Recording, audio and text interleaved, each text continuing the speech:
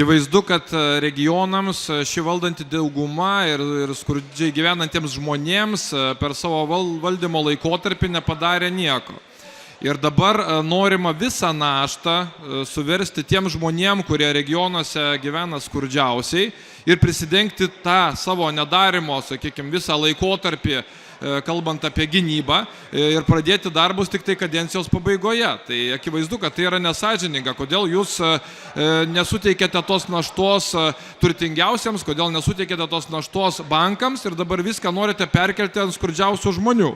Kai net jūsų finansų ministrė Gintarė Skaistė įvardina, kad jau šiemet bus pasiektas 3% nuo bendro vidaus produkto finansavimas gynybai. Tai yra daug sykių, kaip sakyt, viršijama ta norma, kurios reikalauja iš mūsų NATO organizacija. Tai kodėl jūs nenorit kartu rūpintis ne tik tai gynybą, bet ir skurdžiai gyvenančiais žmonėmis? Aš manau, kad tai yra labai prasti siūlymai ir per visą kadenciją reikėjo dirbti, o ne dabar viską sumesti žmonėms ant pečių.